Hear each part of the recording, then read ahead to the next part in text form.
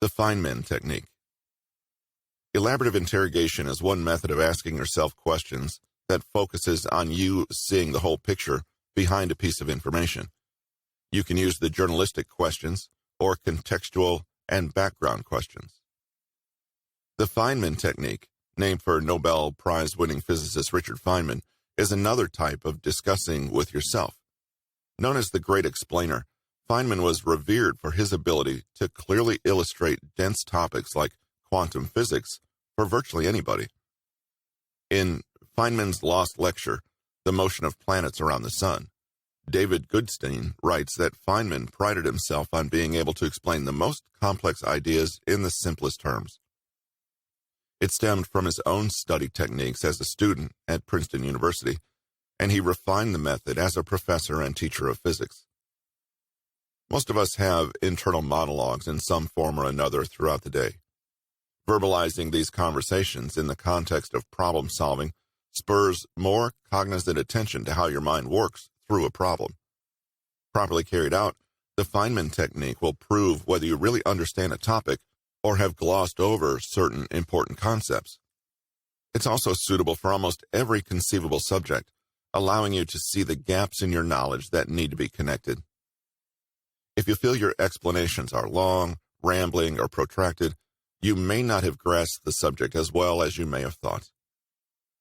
The usefulness of the Feynman technique is especially helpful in scientific or technological topics, but it's adaptable for any subject.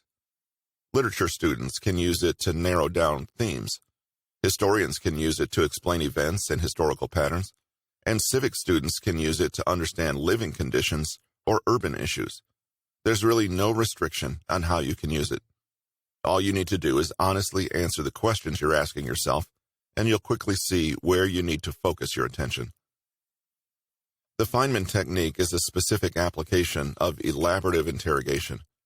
Remember, the goal is not to actually answer the questions. It's to see what you are unable to answer. That's the information it provides. It has 4 steps. Step 1, choose your concept. The Feynman technique is very widely applicable, so let's choose one example we can use throughout this section, gravity. Suppose that we want to either understand the basics about gravity or explain it to someone else. This can obviously differ depending on what you're learning at the moment. Step 2, write down an explanation of the concept in plain English. Can you do it? Is this easy or difficult? This is the truly important step because it will show you exactly what you do and do not understand about the concept of gravity. Explain it as simply yet accurately as you can, in a way that someone who knows nothing about the concept would also understand. So, going back to the concept we're using, how would you define gravity? Would it be something about being attracted to large masses? Would it be something that makes us fall, or would it be about how our planet was formed? Can you do it? Or will you resort to saying, well, it's gravity? This step allows you to see your blind spots and where your explanation starts to fall apart. If you can't perform this step, clearly you don't know as much about it as you thought, and you'll be terrible at explaining it to someone else. You might be able to explain what happens to objects that are subject to gravity and what happens when there is zero gravity. You might also be able to explain the causes of gravity. But everything that happens in between might be something you assume you know, but continually skip learning about. Step 3, find your blind spots. If you were unable to come up with a short description of gravity in the previous step, then it's clear you have large gaps in your knowledge. Research gravity and find a way to describe it in a simple way. You might come up with something like this: the force that causes larger objects to attract smaller objects because of their weight and mass.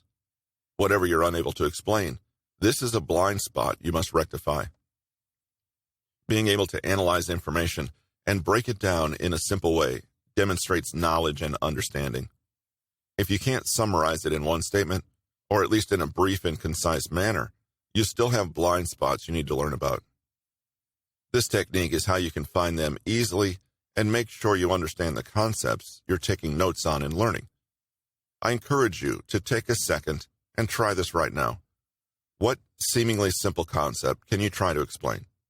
Can you actually do it? Or does it reveal a lack of understanding somewhere in the process? Step 4. Use an analogy. Finally, create an analogy for the concept. What's the purpose of this step? It's an extension of step 3. Making analogies between concepts requires an understanding of the main traits and characteristics of each. This step is to demonstrate whether or not you truly understand it on a deeper level and to make it easier to explain. You can look at it as the true test of your understanding and whether you still possess blind spots in your knowledge. For example, gravity is like when you put your foot into a pool and the fallen leaves on the surface are attracted to it because it causes a barely seen impact. That impact is gravity. This step also connects new information to old information and lets you piggyback off a working mental model to understand or explain in greater depth. Of course, it's unlikely that you can do step 4 if you can't do steps 2 and 3, but sometimes you can do steps 2 and 3 and find you can't do step 4. Now you understand the boundaries of your knowledge better. The Feynman Technique is a rapid way to discover what you know versus what you think you know, and it allows you to solidify your knowledge base. When you keep explaining and simplifying to yourself and discover that you can't, you've just discovered that you don't know as much as you thought you did. Remember, it's another extension of elaborative interrogation, which is where you quiz yourself by asking questions where you can demonstrate your comprehension or lack thereof. Tedium is indeed the name of the game in this phase, but your brain will feel no motivation to learn, progress, or grow without it.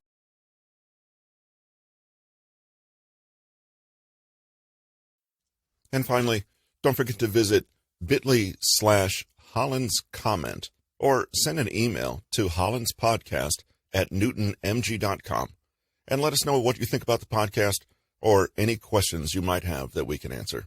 Thanks again for joining us. We appreciate your time. Talk to you in a few days.